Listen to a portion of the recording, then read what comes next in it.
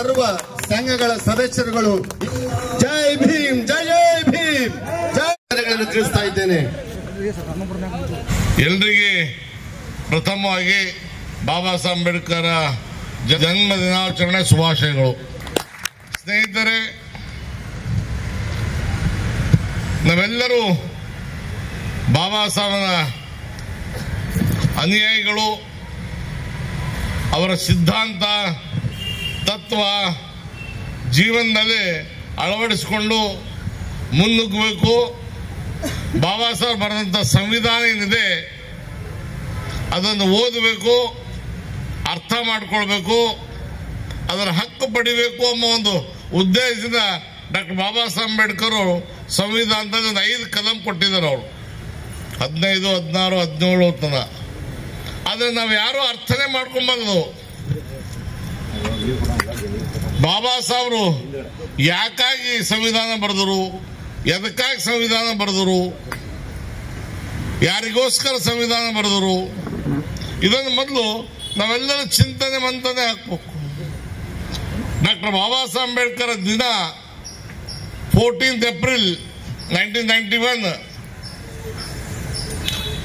ಈ ದೇಶದಲ್ಲಿ ಅಣ್ಣ ಅಂತ ಅನ್ಸ್ಕೊಂಡಂತ ಅಮೆರಿಕ ಆಗಲಿ, ಇಂಗ್ಲೆಂಡ್ ಆಗಲಿ, ಜಪಾನ್ ಆಗಲಿ, ರಷ್ಯಾ ಆಗಲಿ, ಇವರೆಲ್ಲರೂ ಬಾಬಾ ಸಾಹೇಬ್ ಅಂಬೇಡ್ಕರ್ ದಿನ ನಾಲೆಜ್ ಆಫ್ ಡೇ ಅಂತ ಕರೆದಾರ. ನಾಲೆಜ್ ಆಫ್ ಡೇ ಅಂದ್ರೆ ಅರ್ಥ ನಾವೆಲ್ಲರೂ ಅರ್ಥ ಮಾಡ್ಕೊಳಕು. ಬಾಬಾ ಸಾಹೇಬ್ ಅಂಬೇಡ್ಕರ್ ಜಯಂತಿ ಯಾವಾಗ ಬೇಕಾದ್ರೂ ನಾವು ಮಾಡ್ಬೋದಂತ. ಯಾಕೆ ಮಾಡಬೇಕು? ಬರೀ ನಮ್ಮಲ್ಲೇ ವೈಮನಸ್ಸುಗಳು ಹುಟ್ಕೊಂಡು ನಮ್ಮಲ್ಲೇ ಹೊಟ್ಟೆ ಕಿಚ್ಚಿಂದ ಬೇರೆಯವ್ರಿಗೆ ಹೊಟ್ಟೆ ಕಿಚ್ಚು ಬಿಡಲ್ಲ, ನಾವೇ ಹೊಟ್ಟೆ ಕಿಚ್ಚು ಬಿಡ್ತಾ ಇದ್ದೀವಿ. ಇದು ಬಂದು ಅರ್ಥ ಮಾಡ್ಕೊಳ್ಬೇಕು. ಇದು KSRT NEKRTC ಹುಟ್ಟಿ 24 ವರ್ಷ ಆಯ್ತು. 2000 ಇಸ್ವಿಯೊಳಗೆ 1/2000 ಅಂತ ಅಸೋಸಿಯೇಷನ್ ಮಾಡ್ಕೊಂಡು ನಾವು. ಇದು ಮಾಡೋದಕ್ಕೆ ಕಾರಣ ಏನಂದ್ರೆ 4 ವಿಭಾಗಗಳ ಬೇರ್ಪಟ್ಟಾಗ ಗುಲ್ಬರ್ಗದೊಳಗ ಸೀನಿಯರ್ ಲೇಬರ್ ಆಫೀಸರ್ ಔರಾದ್ಕರ್ ಸಾಹೇಬ್ರು ಅಂತಿದ್ದರು. ಅವ್ರು ನಮ್ಮನ್ನು ಕರೆದು ಹೇಳಿದ್ರು, ನೀವೇ ಒಂದು ಅಸೋಸಿಯೇಷನ್ ಮಾಡ್ರಿ, ನಿಮ್ಮದೇ ಒಂದು ಸಪ್ರೇಟ್ NEKRTC ಮಾಡ್ರಿ ಅಂದಾಗ ನಾವು ಇದು ಮಾಡಿಕೊಂಡು. ಇದಕ್ಕಿಂತ ಮೊದಲ ಜಕ್ಕಪ್ಪ ಅವರ ಅಧ್ಯಕ್ಷತೆಯಲ್ಲಿ ನಾವೆಲ್ಲರೂ ಇದ್ದಿದ್ದೆವು. ಜಕ್ಕಪ್ಪ ಅವರಲ್ಲಿ ನಮ್ಮಲ್ಲಿ ಯಾವುದು ಭಿನ್ನ ಭಾವ ಇಲ್ಲ. ಆದರೆ ನಾವು ಏನಿದ್ದೀವಿ ಶಾರ್ಟ್ ಟೆಂಪರ್, ಭಾಳ ಶಾರ್ಟ್ ಟೆಂಪರಿಂದ ಒಬ್ಬರೊಬ್ಬರು ದೂರ ಆಗ್ತಿರ್ತೀವಿ ನಾವು. ನಮ್ಮದು ಮುಖ್ಯ ಉದ್ದೇಶ ಏನು? ನಮ್ಮಲ್ಲಿ ದಬ್ಬಾಳಿಕೆ ಆಗ್ತಾ ಇದೆ, ದೌರ್ಜನ್ಯ ಆಗ್ತಾ ಇದೆ, ಅಧಿಕಾರಿ ವರ್ಗಾವಣೆ ಆಗ್ತಾ ಇದೆ, ಕಿರುಕುಳ ಕೊಡ್ತಾ ಇದೆ. ಇದನ್ನು ಸಂರಕ್ಷಣೆ ಮಾಡ್ಕೋಬೇಕು, ನಮ್ಮ ಕಾರ್ಮಿಕರನ್ನು ಕಾಪಾಡಬೇಕೆಂಬ ಏಕೈಕ ಉದ್ದೇಶದಿಂದ ಅಸೋಸಿಯೇಷನ್ ಹುಟ್ಟಿದ್ದು, ಯೂನಿಯನ್ ಹುಟ್ಟಿದ್ದು. ಇದು ಎಲ್ಲರೂ ಮರ್ತಿದ್ದೇವೆ ನಾವು.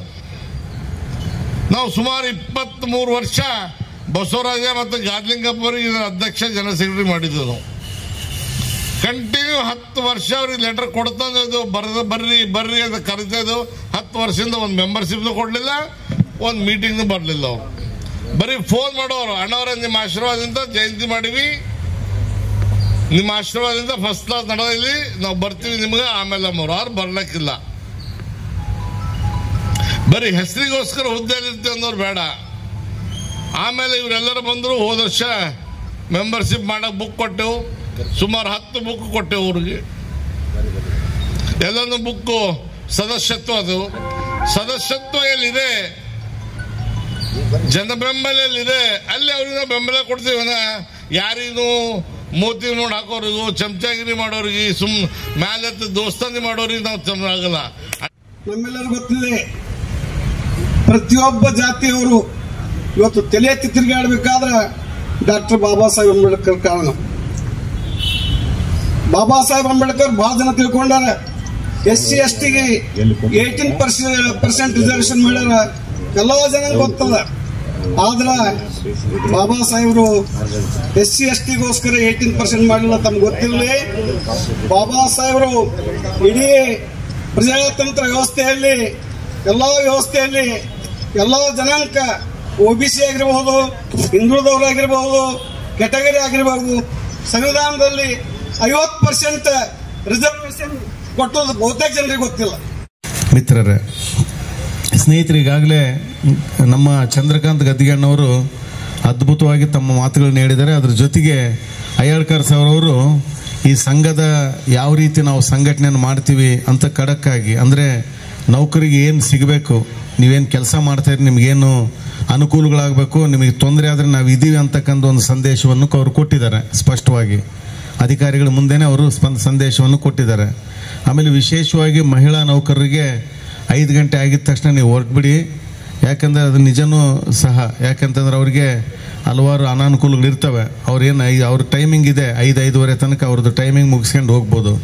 ಅದನ್ನು ಅಧಿಕಾರಿಗಳ ಮುಂದೆನೇ ನಮ್ಮ ಅಣ್ಣನ ಸಮಾನರಾಗಿರ್ತಕ್ಕಂಥ ಚಂದ್ರಕಾಂತ್ ಗದ್ದಿಗಣ್ಣವರು ಮಾತಾಡಿದ್ದಾರೆ. ವಿಶೇಷವಾಗಿ ಈಗಾಗಲೇ ಈ ಸಂಘದ ಬಗ್ಗೆ ಮಾತಾಡಿದರು. ಇಂದಿನ ಸಂಘದಲ್ಲಿರ್ತಕ್ಕಂಥ ಅಧ್ಯಕ್ಷರು ಕಾರ್ಯವೈಖರಿ ಬಗ್ಗೆನೂ ಮಾತಾಡಿದರು. ನಾನು ಅದನ್ನ ಬಗ್ಗೆ ಚರ್ಚೆ ಮಾಡೋಕ್ಕೆ ನಾನು ಹೋಗೋದಿಲ್ಲ. ಯಾಕಂತಂದ್ರೆ ಇಲ್ಲಿರ್ತಕ್ಕಂಥ ತಮಗೆಲ್ಲ ಗೊತ್ತಿದೆ. ನಾನು ಸುಮಾರು 2001ರಿಂದ, ಅದಕ್ಕಿಂತ ಹಿಂದೆನೂ ಸಂಪರ್ಕದಲ್ಲಿದ್ದೆ. 2001ರಿಂದ ಅಣ್ಣವ್ರ ಜೊತೆಗೆ ನಾವೆಲ್ಲ ಸೇರಿ ಕೆಲಸ ಮಾಡಬೇಕಾದ್ರೆ ಇಲ್ಲಿ ಗೌರವಾಧ್ಯಕ್ಷನಾಗಿ ಕೆಲಸ ಮಾಡ್ತಾ ಇದ್ದೆ. ಯಾವಾಗಲೂ ನಾನು ಫಸ್ಟ್ ಟೈಮು ಸ್ವಲ್ಪ ಜನ ಕಡಿಮೆ ಆದರು.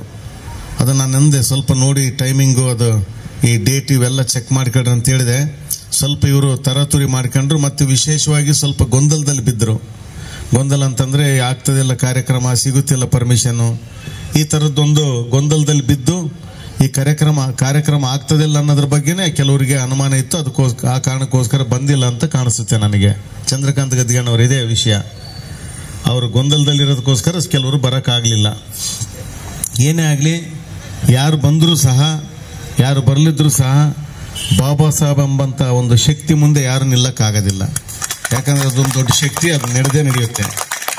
ಆದರೆ ಒಂದಂತೂ ನಾನು ಸತ್ಯ ಹೇಳ್ತೀನಿ, ಇವತ್ತು ಬಾಬಾ ಸಾಹೇಬ್ರ ಬಗ್ಗೆ ಇಡೀ ಪ್ರಪಂಚ, ನಮ್ಮ ದೇಶದಲ್ಲಿ ಒಂದು 20 ವರ್ಷ ಹಿಂದ್ಗಡೆ ಹೋದರೆ ಬಾಬಾ ಸಾಹೇಬ್ರ ಹೆಸರು ಹೇಳ್ಬೇಕಂದ್ರೆ ಸ್ವಲ್ಪ ಹೆದರ್ತಾ ಇದ್ರು. ಅವ್ರ ಹೆಸರು ಕೇಳಿದ್ರೆ ಅಸಹ್ಯ ಪಟ್ಕೊಳ್ತಿದ್ರು ಮೇಲ್ಜಾತಿಯವರೆಲ್ಲ. ಅಂಬೇಡ್ಕರ್ ಅಂದ ತಕ್ಷಣ ಏನಪ್ಪ ಅವರು ಎಲ್ಲ ದಲಿತರಿಗೆ ಒಂದೇ ಕೊಟ್ಬಿಟ್ಟಿದ್ದಾರೆ ರಿಸರ್ವೇಷನ್ನು ಅನ್ನೋಂಥ ಒಂದು ಸಣ್ಣ ಕೀಳಿರಿಮೆ ಅವ್ರ ಮನಸ್ಸುಗಳಲ್ಲಿತ್ತು. ಸಂವಿಧಾನ ಬರ್ತಿದ್ರ ಬಗ್ಗೆ ಎಲ್ಲೇ ಅವ್ರ ಮನಸ್ಸಿನಲ್ಲೇ ಇರಲಿಲ್ಲ. ಈ ದೇಶಕ್ಕೆ ಓಟ್ ತಂದು ಕೊಟ್ಟಿದ್ರ ಬಗ್ಗೆನೂ ಅವ್ರ ಮನಸ್ಸಲ್ಲಿ ಇರಲಿಲ್ಲ.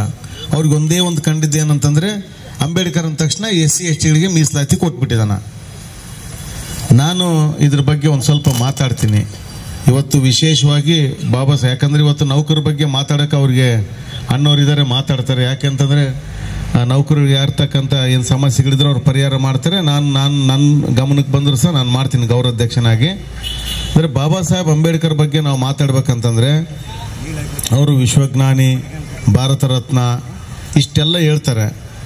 ಅಂದರೆ ಒಂದು ಸತ್ಯ ನಾವಿಲ್ಲಿ ನೆನ್ಪಿಟ್ಕೋಬೇಕು. ಬಾಬಾ ಸಾಹೇಬ್ ಅಂಬೇಡ್ಕರ್ ಅವರು ಏನು ರಿಸರ್ವೇಷನ್ ಇವತ್ತೇನು ಮಾತಾಡ್ತಾ ಇದ್ದಾರೆ ಬೇರೆಯವರು, ಈ ಕಳೆದ ಒಂದು 20 ವರ್ಷ ಹಿಂದ್ಗಡೆ ಮಾತಾಡ್ತಾ ಇದ್ದಾರೆ. ರಿಸರ್ವೇಷನ್ ಒಂದೇ ಸಮುದಾಯಕ್ಕೆ ಕೊಟ್ಬಿಟ್ರೆ ನಮ್ಗೆ ಯಾರಿಗೂ ಕೊಟ್ಟಿಲ್ಲ, ಅದಕ್ಕೆ ಅಂಬೇಡ್ಕರ್ ಸರಿ ಇಲ್ಲ. ನಾನು ಹೇಳ್ತೀನಿ, ಬಾಬಾ ಸಾಹೇಬ್ ಅಂಬೇಡ್ಕರ್ ಅವರು ರಿಸರ್ವೇಷನ್ ವಿರೋಧಿಗಳಾಗಿದ್ರು. ಇದನ್ನ ನೀವು ಬೇಕಾದ್ರೆ ಗೂಗಲಲ್ಲಿ ಚೆಕ್ ಮಾಡ್ಕೊಳ್ರಿ, ಪುಸ್ತಕ ಓದ್ಕೊಳ್ರಿ. ಅವ್ರು ಬದುಕಿರೋಂಥ ಸಂದರ್ಭದಲ್ಲಿ ಈ ರಿಸರ್ವೇಷನ್ ಅವ್ರು ತಂದಿಲ್ಲ ಸ್ನೇಹಿತರೆ. ಈ ರಿಸರ್ವೇಷನ್ ಈ ದೇಶದಲ್ಲಿ 2 ಸರಿ ಜಾರಿ ಆಗುತ್ತೆ. 1902ರಲ್ಲಿ ಮೊಟ್ಟ ಮೊದಲನೇದಾಗಿ ಈ ದೇಶದಲ್ಲಿ ಒಂದು ರಿಸರ್ವೇಷನ್ ಜಾರಿ ಆಗುತ್ತೆ. ಅದು ಕೊಲ್ಲಾಪುರದ ಛತ್ರಪತಿ ಶಾಹು ಮಹಾರಾಜ್ ಅಂತಕ್ಕಂಥವ್ರು 1902ರಲ್ಲಿ ದಲಿತರಿಗೆ 50% ರಿಸರ್ವೇಷನ್ ಮೀಸಲಾತಿ ಕೊಡೋದ್ರ ಮುಖೇನ ಈ ರಿಸರ್ವೇಷನ್ಗೆ ನಾಂದಿ ಆಡ್ತಾರೆ. ಅವತ್ತು ಅವರು ಮಹಾರಾಜರು ಏನು ತೀರ್ಮಾನ ತಗೊಂಡಿರೋ, ಅವರು ಕುರುಬ ಜನಾಂಗದಲ್ಲಿ ಹುಟ್ಟಿರ್ತಕ್ಕಂಥವ್ರು, ಅವ್ರೇನು ತೀರ್ಮಾನ ತಗೊಂಡಿರ್ತಾರಂದ್ರೆ, ಏನಾದರೂ ಮಹಾರಾಜರ ಹತ್ರ ಕೆಲಸ ಆಗಬೇಕಾದ್ರೆ ದಲಿತರು ಯಾರಾದರೂ ಜನರದು ಅವರೊಂದು ಹೋಟೆಲ್ ಓಪನ್ ಮಾಡಿ ಕೊಟ್ಟಿರ್ತಾರೆ. ದಲಿತ ಒಬ್ಬನಿಗೆ ನೀನು ಹೋಟೆಲ್ ಓಪನ್ ಮಾಡ್ಕೆ ದುಡ್ಡು ಕೊಡ್ತೀನಂತ. ನೀವು ಹೋಗ್ಬಿಟ್ಟು ಆ ಹೋಟ್ಲಲ್ಲಿ ಹೋಗಿ ಟಿಫಿನ್ ಮಾಡಿ ಚಹಾ ಕುಡಿದು ಒಂದು ಬಿಲ್ ತೊಗೊಂಡು ಬರ್ರಿ, ಅದನ್ನ ನೋಡಿ ನಾನು ನಿಮಗೆ ಕೆಲಸ ಮಾಡ್ತೀನಿ ಅಂತಾರೆ. 1902ರಲ್ಲಿ ಈ ಸಮಾಜವನ್ನು ಬದಲಾವಣೆ ಮಾಡಲಿಕ್ಕೆ ಪ್ರಯತ್ನ ಪಟ್ಟಿರ್ತಕ್ಕಂಥ ಮತ್ತು ಮೀಸಲಾತಿಯನ್ನು ತಂದಿರತಕ್ಕಂಥ ಒಬ್ಬ ಧೀಮಂತ ನಾಯಕ ಛತ್ರಪತಿ ಶಾಹು ಮಹಾರಾಜ್ ಅವರು. ಅಲ್ಲಿಂದ ಸ್ಟಾರ್ಟ್ ಆಯಿತು ರಿಸರ್ವೇಷನ್. ಅದರ ನಂತರ 1924 ನಮ್ಮ ರಾಜ್ಯದಲ್ಲಿ ಮೈಸೂರಿನ ಮಹಾರಾಜ ನಾಲ್ವಡಿ ಕೃಷ್ಣರಾಜ ಒಡೆಯರ್ ಅವರು, ಯಾದವ್ ಅಂದರೆ ಗೊಲ್ಲರ ಸಮಾಜ, ಯಾದವ್ ಸಮಾಜಕ್ಕೆ ಸೇರಿರ್ತಕ್ಕಂಥವ್ರು, ಅವರು ಬ್ಯಾಕ್ವರ್ಡ್. ಅವರು 1924ರಲ್ಲಿ ಈ ರಾಜ್ಯದಲ್ಲಿ ಕರ್ನಾಟಕ ಯಾಕೆ ನಾವೆಲ್ಲ ಇನ್ಫೋಸಿಸ್ ಹಿಡಿದು ಪ್ರಪಂಚದಲ್ಲಿ ನಾವೇನು ಇವ್ರನ್ನ ಕೊಡ್ತಾ ಇದ್ವಿ, ಇಂಜಿನಿಯರ್ಸ್ನ, ಡಾಕ್ಟರ್ಸ್ನ ಜಾಸ್ತಿ ಜನ ಮತ್ತು ವಿದ್ಯಾವಂತರು, ಪೀಸ್ ಬಹಳ ಶಾಂತಿ ಇರ್ತಕ್ಕಂಥ ರಾಜ್ಯ ಬೆಂಗಳೂರು, ಮೈಸೂರು, ಇದೆಲ್ಲ ಯಾಕಂತಂದ್ರೆ ನಮಗೆ 1924ರಲ್ಲಿ ನಮ್ಮ ಮೈಸೂರಿನ ಮಹಾರಾಜ 75% ರಿಸರ್ವೇಶನ್ ಕೊಟ್ಟಿದ್ರು. ಇನ್ನು ಅಂಬೇಡ್ಕರ್ ಅವರಿಗೆ ರಿಸರ್ವೇಶನ್ ಕಲ್ಪನೆನೇ ಇರಲಿಲ್ಲ. 75% ರಿಸರ್ವೇಶನ್ ನೀವು ಚೆಕ್ ಮಾಡ್ಕೊಳ್ಳಿ. ನಾನೇನು ಹೇಳ್ತೀನಲ್ಲ, ಇತಿಹಾಸ ದಾಖಲೆ ಆಗಿರ್ತಕ್ಕಂಥವೆಲ್ಲ. 75% ರಿಸರ್ವೇಶನ್ ಕೊಡೋದ್ರ ಮುಖೇನ ಎರಡನೇ ಸಾರಿ ರಿಸರ್ವೇಶನ್ ಜಾರಿ ಆಗುತ್ತೆ ಈ ದೇಶದಲ್ಲಿ. ಅದು ಸೌತ್ ಇಂಡಿಯಾದಲ್ಲೇ, ಒಂದು ಮಹಾರಾಷ್ಟ್ರ ಮತ್ತೊಂದು ಕರ್ನಾಟಕ. 75% ರಿಸರ್ವೇಶನ್ ಕೊಡೋದ್ರ ಮುಖೇನ ಲಿಂಗಾಯತರಿಂದ ಆದಿಯಾಗಿ, ಲಿಂಗಾಯತರಿಂದ ಇವತ್ತು ಮಾತಾಡ್ತಿರಲ್ಲ, ತಾವು ಗಮನದಲ್ಲಿ ಇಟ್ಕೋಬೇಕು. ನಿಮಗೂ ಸಹ ರಿಸರ್ವೇಶನ್ ಇತ್ತು. ಬ್ರಾಹ್ಮಣ, ಕ್ಷತ್ರಿಯ, ವೈಶ್ಯ ಬಿಟ್ರೆ ಉಳಿದಿರ್ತಕ್ಕಂಥ ಎಲ್ಲರಿಗೆ ಈ ರಾಜ್ಯದಲ್ಲಿ 75% ರಿಸರ್ವೇಶನ್ ಕೊಟ್ಟಿದ್ರು. ಆಗಿನ ಸಂದರ್ಭದಲ್ಲಿ ವಿಶ್ವೇಶ್ವರಯ್ಯವರು ಇದನ್ನ ಮಾಡಿದ್ರು, ಅಬ್ಜೆಕ್ಷನ್ ಮಾಡಿದ್ರು. ಇಲ್ಲ, ನೀವು ಆ ರೀತಿ ಕೊಟ್ರೆ ರಾಜ್ಯದಲ್ಲಿ ಅಸಮರ್ಪಕ ಆಡಳಿತ ಸೃಷ್ಟಿ ಆಗ್ತದೆ, ಆ ಕಾರಣಕ್ಕೋಸ್ಕರ ರಿಸರ್ವೇಶನ್ ಕೊಡಬೇಡಿ ಅಂತಕ್ಕಂಥ ಬೇಡಿಕೆ ಇಟ್ಟಾಗ ಅವ್ರು ಒಪ್ಪೋದಿಲ್ಲ ಮಹಾರಾಜರು. ಇಲ್ಲ, ನಾನು ರಿಸರ್ವೇಶನ್ ಕೊಟ್ಟೇ ಕೊಡ್ತೀನಿ, ಅವ್ರನ್ನ ಸಬಲೀಕರಣ ಮಾಡ್ತೀನಿ ಅಂತಕ್ಕಂಥ ಒಂದು ಇದನ್ನ ಇಟ್ಕೊಂಡು ರಿಸರ್ವೇಶನ್ ಜಾರಿ ಮಾಡ್ತಾರೆ. ಅವ್ರು ರಾಜೀನಾಮೆ ಕೊಟ್ಟು ಹೊರಗಡೆ ಹೋಗ್ತಾರೆ. ದಿವಾನ್ ಹುದ್ದೆಗೆ ರಾಜೀನಾಮೆ ಕೊಟ್ಟು ಹೊರಗಡೆ ಹೋಗ್ತಾರೆ ವಿಶ್ವೇಶ್ವರಯ್ಯ ಅವರು. ನಂತರ ಮಿರ್ಜಾ ಇಸ್ಮಾಯಿಲ್ ಅಂತಕ್ಕಂಥವ್ರು ಅವ್ರ ಸ್ನೇಹಿತರನ್ನ ಅವರು ದಿವಾನ್ ಹುದ್ದೆಗೆ ತಗೊಂಡು ಬಂದು, ಮಿರ್ಜಾ ಇಸ್ಮಾಯಿಲ್ ನೆನ್ಪಿಟ್ಕೋಬೇಕು, ಇತಿಹಾಸದಲ್ಲಿ ಅವ್ರ ದೊಡ್ಡ ಹೆಸರಿದೆ. ಅವ್ರನ್ನ ದಿವಾನರಾಗಿ ಮಾಡಿ ಇವತ್ತೇನು ಕನ್ನಂಬಾಡಿ ಕಟ್ಟಿದಾರಲ್ಲ, ಅದನ್ನ ವಿಶ್ವೇಶ್ವರಯ್ಯವರು ಪ್ಲಾನ್ ಮಾಡಿದ್ದು, ಅವ್ರು ಕಟ್ಟಿಲ್ಲ. ಅದನ್ನು ಕಟ್ಟಿದ್ದು ನಾಲ್ವಡಿ ಕೃಷ್ಣರಾಜ ಒಡೆಯರ್ ಮತ್ತು ಮಿರ್ಜಾ ಇಸ್ಮಾಯಿಲ್ ಅವರು, ಮತ್ತು ವಿಶೇಷವಾಗಿ ಅವರ ಹೆಂಡತಿ, ಅವರ ಅಮ್ಮಣ್ಣಿ ದೇವಿ ಅಂತೇಳಿ, ಅವರು ತನ್ನ ಬಂಗಾರವನ್ನು ಮಾರಾಟ ಮಾಡಿ ಆ ಕೃಷ್ಣರಾಜ ಸಾಗರವನ್ನು ಕಟ್ಟಿದ್ದಾರೆ ಸ್ನೇಹಿತರು. ಇದೆಲ್ಲ ನಾವು ಇತಿಹಾಸನ ನೆನ್ಪಿಟ್ಕೊಳ್ಬೇಕು. ಅಂದ್ರೆ ಅವಾಗಲೂ ಒಂದ್ಸರಿ ರಿಸರ್ವೇಶನ್ ಬಂತು. ಅದರ ನಂತರ ಈ ದೇಶದಲ್ಲಿ 3ನೇ ಸಾರಿ ಮತ್ತೆ ರಿಸರ್ವೇಶನ್ ಮೂರನೇ ಸಾರಿ ಜಾರಿ ಆಗ್ತದೆ. 1932 ಸೆಪ್ಟೆಂಬರ್ 24ನೇ ತಾರೀಕು ಸಂಜೆ 5 ಗಂಟೆಗೆ ದೇಶದಲ್ಲಿ ರಿಸರ್ವೇಶನ್ ಬರುತ್ತೆ. 1932 ಸ್ವಾತಂತ್ರ್ಯದ ಕಲ್ಪನೆನೇ ಇರಲಿಲ್ಲ, ಹೋರಾಟ ಮಾಡ್ತಿದ್ರು ಅಷ್ಟೇ ಗಾಂಧೀಜಿ ಎಲ್ಲರೂ. ಅವಾಗಲೇ 1932 ಸೆಪ್ಟೆಂಬರ್ 24ನೇ ತಾರೀಕು ಸಂಜೆ 5 ಗಂಟೆಗೆ ಪೂನಾ ನಗರದ ಯರವಾಡ ಜೈಲಿನಲ್ಲಿ ರಿಸರ್ವೇಶನ್ ಬಂದಿದೆ. ಹೀಗೆ ನಾವೆಲ್ಲ ಅನುಭವಿಸ್ತಾ ಇದೀವಲ್ಲ, ಇದೆಲ್ಲ ಪಾರ್ಲಿಮೆಂಟ್ನಲ್ಲಿ ಕೊಡಲಿಲ್ಲ, ಇಂಗ್ಲೆಂಡ್ನಲ್ಲಿ ಕೊಡಲಿಲ್ಲ. ಪೂನಾ ನಗರ, ಪೂನಾ ಐತಲ್ಲ, ಪೂನಾ ಬಾಂಬೆ, ಪೂನಾ ನಗರದ ಯರವಾಡ ಜೈಲ್ ಅಂತ ಇವಾಗ ಬಳ್ಳಾರಿ ಜೈಲ್ ಇದ್ದಂಗಿದೆ. ಆ ಜೈಲಲ್ಲಿ ಸಾಯಂಕಾಲ 5 ಗಂಟೆ ರಿಸರ್ವೇಶನ್ ಜಾರಿ ಆಗ್ತದೆ. ಅಂಬೇಡ್ಕರ್ ಅವರು ಮತ್ತು ಗಾಂಧೀಜಿಯವರ ಮಧ್ಯದಲ್ಲಿ ಆಗಿರ್ತಕ್ಕಂಥ ಒಂದು ಒಪ್ಪಂದ ಆಗ್ತದೆ. ಆ ಒಪ್ಪಂದದ ಹೆಸರು ಪೂನಾ ಒಪ್ಪಂದ ಅಂತ, ಪೂನಾ ಫ್ಯಾಕ್ಟ್ ಅಂತ ಹೇಳ್ತೀವಿ ನಾವು. ಆ ಪೂನಾ ಒಪ್ಪಂದದ ಪ್ರಕಾರ ಈ ದೇಶದಲ್ಲಿ ರಿಸರ್ವೇಶನ್ ಜಾರಿ ಆಗುತ್ತೆ. ಬಾಬಾ ಸಾಹೇಬ್ ಅಂಬೇಡ್ಕರ್ ಅವರು, ಅವರಿಗೆ ರಿಸರ್ವೇಶನ್ ಆಸಕ್ತಿ ಇರಲಿಲ್ಲ. ಅವರಿಗೆ ಈ ದಲಿತರು ಈ ದೇಶದಲ್ಲಿ ಏನಾದರೂ ಉದ್ಧಾರ ಆಗಬೇಕಾದ್ರೆ, ಈ ದಲಿತರು ಈ ದೇಶದಲ್ಲಿ ಉದ್ಧಾರ ಆಗಬೇಕು, ಅವರು ಮುಖ್ಯವಾಹಿನಿಗೆ ಬರಬೇಕು, ಅವರು ಸಬಲೀಕರಣರಾಗಬೇಕು, ಅವರು ಸಾವಿರಾರು ವರ್ಷಗಳ ಗುಲಾಮಗಿರಿಯಿಂದ ಬಿಟ್ಟು ಹೊರಗಡೆ ಬಂದು ಸ್ವಾಭಿಮಾನದಿಂದ ಬದುಕಬೇಕಂತಕ್ಕಂಥ ಒಂದು ಕಲ್ಪನೆ ಏನಿತ್ತು, ಅದಕ್ಕೆ ಅವರು ಒಂದೇ ಕಾರಣ ಕಂಡುಕೊಂಡಿದ್ರು, political power is the master key ಅಂತ. Political power is the master key through which open all progressive doors. ರಾಜಕೀಯ ಅಧಿಕಾರ ಅಂತಕ್ಕಂಥದ್ದು ಮಾಸ್ಟರ್ ಕೀ ಇದ್ದಂಗೆ. ಅದನ್ನ ಹಿಡ್ಕೊಂಡ್ರೆ, ಆ ಕೀ ತಗೊಂಡ್ರೆ ಅಭಿವೃದ್ಧಿಯ ಬಾಗಿಲುಗಳು ತನ್ನಷ್ಟಕ್ಕೆ ತಾನು ಓಪನ್ ಆಗ್ತವೆ. ಒಂದು ಕೀ, ಮಾಸ್ಟರ್ ಕೀಯಿಂದ 50 ಬಾಗಿಲುಗಳು ಓಪನ್ ಮಾಡಬಹುದು, 50 ಕೀ ಬೇಕಾಗಿಲ್ಲ. That is master key. ಅದಕ್ಕೆ ಅವರು 2ನೇ ದುಂಡು ಮೇಜಿನ ಪರಿಷತ್ತಲ್ಲಿ ಬ್ರಿಟಿಷರವರ ಹತ್ರ ಅವ್ರು ಕೇಳಿದ್ದೇನೆಂದ್ರೆ, ನಮಗೆ ಸಪರೇಟ್ ಎಲೆಕ್ಟ್ರಲ್ ಸಿಸ್ಟಮ್ ಬೇಕಂತ ಕೇಳಿದ್ರು, ಪ್ರತ್ಯೇಕ ಮತದಾನ ಪದ್ಧತಿಯ ವ್ಯವಸ್ಥೆ ಬೇಕಂತ ಹೇಳಿದ್ರು. ಆದರೆ ಅದನ್ನು ವಿರೋಧ ಆಗಿದ್ದಾಗ ಅಲ್ಲಿ ಚರ್ಚೆ ಆಗಿ ಕೊನೆಗೆ ಬ್ರಿಟಿಷರು ನಮಗೆ ಕಳಿಸಿದ್ದು, ಅದ್ರ ಬದಲಾಗಿ 2 ಓಟಿನ ಹಕ್ಕನ್ನು ಕಳಿಸಿಕೊಟ್ಟಿದ್ರು ದಲಿತರಿಗೆ ದೇಶದಲ್ಲಿ. 2 ಓಟ್ ಮಾಡ್ಲಿಕ್ಕೆ ನಿಮಗೆ ಹಕ್ಕಿದೆ, ಮಾಡ್ಕೊಳ್ಳಿ, ಅದೇ ಪೊಲಿಟಿಕಲ್ ಪವರ್ ಅಂತ ಹೇಳೋದಕ್ಕೆ ಒಪ್ಕೊಳ್ತಾರೆ ಅಂಬೇಡ್ಕರ್ ಅವರು. ಆದರೆ ಗಾಂಧೀಜಿ ಮತ್ತು ಸ್ನೇಹಿತರು ವಿರೋಧಿಸಿ ಅದನ್ನ, ಇಲ್ಲ ಆ ಥರ ಬೇಡ, ಅದಾದ್ರೆ ಹಿಂದೂ ಸಮಾಜ ಒಡೆದೋಗ್ತದೆ, ಆ ಕಾರಣಕ್ಕೋಸ್ಕರ ನಾವು ಅದ್ರ ಬದಲಾಗಿ ಈ ತರ ಒಂದು ರಿಸರ್ವೇಶನ್ ನಾವು ಕೊಡ್ತೀವಿ ಅಂತಕ್ಕಂಥ ಒಂದು ಇದನ್ನ ಇಟ್ಕೊಂಡು ಅವತ್ತು 1932 ಸೆಪ್ಟೆಂಬರ್ 24ನೇ ತಾರೀಕು ಸಂಜೆ 5 ಗಂಟೆಗೆ ಪೂನಾ ನಗರದ ಯರವಾಡ ಜೈಲಿನಲ್ಲಿ ಒಂದು ಒಪ್ಪಂದ ಆಗ್ತದೆ. ಆ ರಿಸರ್ವೇಷನ್ 1932ನಲ್ಲಿ ಬಂದಿರತಕ್ಕಂಥದ್ದು. ಇದು ಅಂಬೇಡ್ಕರ್ ಅವ್ರಿಗೆ ಇಷ್ಟ ಇರಲಿಲ್ಲ, ಆದರೂ ಒಪ್ಕೊಳ್ಬೇಕಾಯ್ತು ಪರಿಸ್ಥಿತಿ ಅದು. ಇವತ್ತು ನಾವೆಲ್ಲ ರಿಸರ್ವೇಷನ್ ತಗೊಂಡು ಬದುಕ್ತಾ ಇದೀವಿ, ಚೆನ್ನಾಗಿ ಎಂಪ್ಲಾಯಿಗಳಾಗಿದ್ದೀವಿ, ಚೆನ್ನಾಗಿದ್ದೀವಿ, ಊಟ ಮಾಡ್ತೀವಿ, ಸ್ವಾಭಿಮಾನದಿಂದ ಬದುಕ್ತಾ ಇದೀವಿ. ಅಂಬೇಡ್ಕರ್ ಅವ್ರಿಗೆ ಆ ಸಭೆ ಮುಗಿಸ್ಕೊಂಡು ಹೊರಗಡೆ ಬಂದಾಗ ಪತ್ರಕರ್ತರು ಕೇಳ್ತಾರೆ, ಬಾಬಾ ಸಾಹೇಬ್ರೆ ನಿಮಗೆ ತುಂಬ ಸಂತೋಷ ಆಗಿದೆ, ರಿಸರ್ವೇಷನ್ ಸಿಕ್ಕಿದೆ, ನಿಮ್ಮ ಜನರಿಗೆ ಇನ್ಮೇಲೆ ಭಾಳ ಉದ್ಧಾರ ಆಗಿಬಿಡ್ತಾರೆ, ಸಬಲೀಕರಣರಾಗ್ತಾರೆ ಅಂತೇಳಿ. ಅವ್ರು ಹೇಳ್ತಾರೆ, ನನಗೇನು ಅಷ್ಟು ದೊಡ್ಡ ಸಂತೋಷ ಆಗಲಿಲ್ಲ.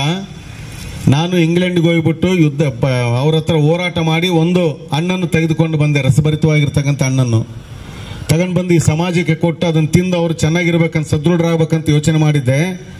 ಆದರೆ ಅದರಲ್ಲಿ ಇರ್ತಕ್ಕಂಥ ರಸವನ್ನು ತೆಗೆದುಕೊಂಡು ಪಿಪ್ಪಿಯನ್ನು ನನ್ನ ಮುಖಕ್ಕೆ ಹೊಸಿದ್ರೆ ಅದೇ ರಿಸರ್ವೇಷನ್ ಅಂತ ಹೇಳ್ತಾರೆ. ಅಂದರೆ ನಾವು ಅರ್ಥ ಮಾಡ್ಕೋಬೇಕು. ಅದರ ನಂತರ ಅಂಬೇಡ್ಕರ್ ಅವರು ಸಂವಿಧಾನ ಬರಿಬೇಕಾದ್ರೆ, ಆ ರಚನೆ ಮಾಡಬೇಕಾದ್ರೆ ರಿಸರ್ವೇಷನ್ ಆರ್ಟಿಕಲ್ 14 ಏನಲ್ಲಿ ತಗೊಂಡು ಬರಬೇಕಾದ್ರೆ ಅಣ್ಣ ಹೇಳ್ತಾ ಇದ್ರು, ಆರ್ಟಿಕಲ್ 14, 15, 16, 17, 18 ತನಕ ಬಹಳ ಮುಖ್ಯವಾಗಿರ್ತಕ್ಕಂಥದ್ದು ಆರ್ಟಿಕಲ್ಸ್ ಇವು ಸಂವಿಧಾನದಲ್ಲಿ. ಅದರಲ್ಲಿ ಸೇರಿಸಬೇಕಾದ್ರೆ ಅವರು ಕೇವಲ ರಿಸರ್ವೇಷನ್ 10 ವರ್ಷ ಇರಲಿ ಸಾಕಂತ ಬರೆದಿದ್ರು. ಅದರ ನಂತರ ಬಂದಿರತಕ್ಕಂಥ ಸರ್ಕಾರ 10 ವರ್ಷ ಮತ್ತೆ ಮುಂದುವರಿಸಿತು, ಮತ್ತೆ ಮುಂದುವರಿಸಿ ಅದನ್ನು ಪರ್ಮನೆಂಟ್ ಮಾಡಿದ್ದಾರೆ. ಇರಲಿ, ಏನೇ ಇರಲಿ, ನಾನು ಮೇಲ್ವರ್ಗದ ಜನರ ಹತ್ರ ಮನವಿ ಮಾಡ್ತಾ ಇದ್ದೀನಿ. ಈ ದೇಶದಲ್ಲಿ 1920ರಲ್ಲಿ ಸಂಸದೀಯ ಚುನಾವಣೆಗಳು ಪ್ರಾರಂಭ ಆಗ್ತದೆ. ಸಂವಿಧಾನ ನಮಗೆ ಸ್ವಾತಂತ್ರ್ಯ ಬಂದ ನಂತರ ಅಲ್ಲ, ಎಲೆಕ್ಷನ್ ನಡೀತಿದ್ದು ಈ ದೇಶದಲ್ಲಿ 1920ರಿಂದ ಆಚೆ ನಡೀತಾ ಇತ್ತು. ಬ್ರಿಟಿಷರು ನಮ್ಮನ್ನು ಆಳ್ತಾ ಇದ್ರು, ಅವರು ಚುನಾವಣೆ ಮುಖಾಂತರ ನಮ್ಮನ್ನು ಆಳ್ವಿಕೆ ಮಾಡ್ತಾ ಇದ್ರು. ಫಸ್ಟ್ ಈಸ್ಟ್ ಇಂಡಿಯಾ ಕಂಪನಿ ಮುಖಾಂತರ ಮಾಡಿದ್ರು, ಅದರ ನಂತರ ಸಂಸದೀಯ ಚುನಾವಣೆಗಳ ಮುಖಾಂತರ ನಮ್ಮನ್ನು ಆಳ್ವಿಕೆ ಮಾಡ್ತಾ ಇದ್ರು. ಅವಾಗ ಈ ದೇಶದಲ್ಲಿ ಇರ್ತಕ್ಕಂಥ ಕೇವಲ 4 ಜನಾಂಗಕ್ಕೆ ಮಾತ್ರ ವೋಟ್ ಮಾಡ್ತಕ್ಕಂಥ ಹಕ್ಕು ಕೊಟ್ಟಿದ್ರು, 4 ವರ್ಗಗಳಿಗೆ. ಮೊದಲನೇದಾಗಿ ಯಾರ ಸಂದರ್ಭದಲ್ಲಿ ಡಿಗ್ರಿ ಓದ್ಕೊಂಡಿದ್ರು, BA ಡಿಗ್ರಿ ಈ ತರ ಅವರಿಗೆ ವೋಟ್ ಮಾಡೋಂಥ ಹಕ್ಕು ಕೊಟ್ಟಿದ್ರು. ಎರಡನೇದಾಗಿ ಆ ಸಂದರ್ಭದಲ್ಲಿ ಯಾರಿಗೆ 1000 ಎಕರೆ ಜಮೀನಿತ್ತು ಭೂ ಮಾಲೀಕರು, ಅವರಿಗೆ ವೋಟ್ ಮಾಡೋಂಥ ಹಕ್ಕು ಕೊಟ್ಟಿದ್ರು. ಅದರ ನಂತರ ಆ ಸಂದರ್ಭದಲ್ಲಿ ಯಾರು ಸರ್ಕಾರಕ್ಕೆ ಆದಾಯ ತೆರಿಗೆ ಕಟ್ತಾ ಇದ್ರು, ಇನ್ಕಮ್ ಟ್ಯಾಕ್ಸ್, ಟಾಟಾ ಬಿರ್ಲಾ ಇಂಥ ದೊಡ್ಡ ಜನರು, ಅವರಿಗೆ ವೋಟ್ ಮಾಡೋಂಥ ಹಕ್ಕು ಕೊಟ್ಟಿದ್ರು. ಕೊನೆಯದಾಗಿ ಬ್ರಾಹ್ಮಣರಿಗೆ ವೋಟ್ ಮಾಡೋಂಥ ಹಕ್ಕು ಕೊಟ್ಟಿದ್ರು ಸಂಪೂರ್ಣವಾಗಿ. ಈ 4 ಕೆಟಗರಿ ಜನರು ಮಾತ್ರ ವೋಟ್ ಮಾಡ್ತಿದ್ರು ಸ್ನೇಹಿತರೆ. MP ಗಳನ್ನ ಆಯ್ಕೆ ಮಾಡಿ ನಮ್ಮ ರಾಜ್ಯ ದೇಶವನ್ನು ಆಳ್ಲಿಕ್ಕೆ ಕಳಿಸ್ತಾ ಇದ್ರು ಬ್ರಿಟಿಷ್ ಪಾರ್ಲಿಮೆಂಟ್ಗೆ. ಅವಾಗ ಅಂಬೇಡ್ಕರ್ ಯೋಚನೆ ಮಾಡ್ತಾರೆ, ಯಾವ ದೇಶದಲ್ಲಿ ವೋಟ್ ಮಾಡೋಂಥ ಹಕ್ಕು ಯಾರು ಕಳ್ಕೊಳ್ತಾರೋ ಆ ದೇಶದ ಪ್ರಜೆ ಆಗ್ಲಿಕ್ಕೆ ನಾಲಾಯಕ ಆಗ್ತಾರಂತ ಯೋಚನೆ ಮಾಡಿ ಈ ದೇಶದಲ್ಲಿರ್ತಕ್ಕಂಥ ಹಲವಾರು 10 ಕೋಟಿ ಜನರಿಗೆ ಓಟಿನ ಹಕ್ಕಿಲ್ಲ ಅಂತಂದ್ರೆ ನಾವು ತೊಂದರೆ ಆಗ್ತದೆ. ಮುಂದಿನ ದಿನಗಳಲ್ಲಿ ಅವ್ರು ನಮ್ಮನ್ನು ಆಳ್ವಿಕೆ ಮಾಡೋಕ್ಕಾಗೋದಿಲ್ಲ, ಅವ್ರನ್ನ ಕೇಳೋಂಥ ಹಕ್ಕು ಸಹ ನಮಗಿರೋದಿಲ್ಲ ಅಂತೇಳಿ ಯೋಚನೆ ಮಾಡಿ 1919ರಿಂದ ಸ್ಟಾರ್ಟ್ ಮಾಡಿ 20ಕ್ಕೆಲ್ಲ ಒಂದು ಬ್ರಿಟಿಷರ ಜೊತೆ ಸಂಧಾನ ಮಾಡ್ಕೊಂಡು ಹೋರಾಟ ಮಾಡಿ ಪತ್ರದ ಮುಖೇನ ಒಂದು 1920ರಲ್ಲಿ ಈ ದೇಶದಲ್ಲಿರ್ತಕ್ಕಂಥ ಯಾರಿಗೆ 21 ವರ್ಷ ವಯಸ್ಸಾಯಿತು 6400 ಜಾತಿಯ ಜನರಿಗೆ 4-5 ಧರ್ಮಗಳಿರ್ತಾವಲ್ಲ ಇವರೆಲ್ಲರಿಗೂ ವೋಟ್ ಮಾಡೋಂಥ ಹಕ್ಕು ತಂದು ಕೊಟ್ಟಿದ್ದು ಬಾಬಾ ಸಾಹೇಬ್ ಅಂಬೇಡ್ಕರ್ ಅವರು ಅಂತೇಳಿ ಈ ಸಂದರ್ಭದಲ್ಲಿ ನಾನು ಹೇಳಕ್ಕೆ ಇಷ್ಟಪಡ್ತಾ ಇದ್ದೀನಿ. ನಮ್ಮ ಮುಂಡ್ರಿಗೆ ನನ್ನ ಬ್ರದರ್ ನಮ್ಮ ತಮ್ಮನವ್ರು ಹೇಳಿದ್ರು ಒಂದು ಮಾತು, ಅಂಬೇಡ್ಕರ್ ಸಾಹೇಬ್ರ ಬಗ್ಗೆ, ಸಂವಿಧಾನ ಶಿಲ್ಪಿ ಅವ್ರ ಬಗ್ಗೆ ನಾವು ಹೇಳಕ್ಕೆ ವರ್ಷಾನುಗಟ್ಟಲೆ ಆ ಸಾಲದು. ಅವ್ರು ಮಾಡಿರ್ತಕ್ಕಂಥ ಸೇವೆ, ಈ ಸಮಾಜಕ್ಕೆ ಸಲ್ಲಿಸಿರ್ತಕ್ಕಂಥ ಎಂತೆಂಥ ಒಳ್ಳೆ ಉನ್ನತ ಉತ್ತಮವಾದಂಥ ಸಂದೇಶಗಳನ್ನು ಹೇಳಕ್ಕೆ ಯಾರ ಕೈಲಾಗಲ್ಲ. ಯಾಕಂದರೆ ಅಷ್ಟು ಇದ್ದಾವೆ. ಇವತ್ತು ಅವ್ರನ್ನ ವಿಶ್ವಗುರು ಕೂಡ ಅಂತಾರೆ. ವಿಶ್ವದಲ್ಲೇ 52 ಪುಸ್ತಕಗಳನ್ನು 52,000 ಪುಸ್ತಕಗಳನ್ನು ಓದಿರ್ತಕ್ಕಂಥ ಮಹಾ ವ್ಯಕ್ತಿ ಅಂದರೆ ಡಾಕ್ಟರ್ ಬಾಬಾ ಸಾಹೇಬ್ ಅಂಬೇಡ್ಕರ್ ಅವರು. ಅದನ್ನು ಚಾಲೆಂಜ್ ಮಾಡೋಕ್ಕೆ ಯಾವನ ಕೈಲಾಗಲಿಲ್ಲ. ಇಡೀ ಪ್ರಪಂಚದಲ್ಲೇ ನಂಬರ್ 1 ಅಂದರೆ ಬಾಬಾ ಸಾಹೇಬ್ ಅಂಬೇಡ್ಕರ್ ಅವರು. ಇವತ್ತೊಂದು ದಿವಸ ಅವ್ರ ಬಗ್ಗೆ ಅವರು ಸ್ಟೂಡೆಂಟ್ ಲೈಫ್ದಲ್ಲಿ ಏನೇನು ಅನುಭವಿಸಿದ್ದಾರೆ ಅದನ್ನೆಲ್ಲ ಕೆಲವರು ಯೂಟ್ಯೂಬ್ದಲ್ಲಿ ಕೆಲವು ಬರ್ತಾ ಇರ್ತವೆ, ಕೆಲವು ಚಲನಚಿತ್ರದಲ್ಲಿ ನೋಡ್ತಿರ್ತೀರಿ, ಕೆಲವು ನಮ್ಮ ಮತ್ತು ಮುಂಡ್ರಿಗೆ ನಾರಾಜು ನಾವು ಅಂತ ಹೇಳಿರ್ತಕ್ಕಂಥ ಮಾತುಗಳನ್ನ ಕೇಳಿರ್ತೀರಿ. ಆದರೆ ಅದು ನಿಜ ಜೀವನದಲ್ಲಿ ಏನೇನು ನಡೀತದೆ ಅನ್ನೋದು ಎಲ್ಲರಿಗೆ ಗೊತ್ತು. ಆದರೆ ಅವರು ಅನುಭವಿಸಿರ್ತಕ್ಕಂಥ ಅವರು ಒಬ್ಬರೇ ಅನುಭವಿಸಿರ್ತಕ್ಕಂಥದ್ದನ್ನು ಇನ್ನು ಮುಂದೆ ನನ್ನ ಪೀಳಿಗೆಗೆ ಯಾರಿಗೆ ಬರಬಾರ್ದು, ನಾವೆಲ್ಲ ಒಗ್ಗಟ್ಟಾಗಿರಬೇಕು, ಸಂಘಟನಾಗಿರ್ಬೇಕು ಅಂತಕ್ಕಂಥದ್ದು ಅದು ಮೂಲ ಉದ್ದೇಶ. ಬಳ್ಳಾರಿಯ ನಿರಂತರ ಸುದ್ದಿಗಾಗಿ ಬಳ್ಳಾರಿ ಬೆಳಗಾಯಿತು ಚಾನೆಲ್ನ ಸಬ್ಸ್ಕ್ರೈಬ್ ಮಾಡಿ ಹಾಗೂ ಬೆಲ್ ಐಕಾನ್ ಒತ್ತಿ.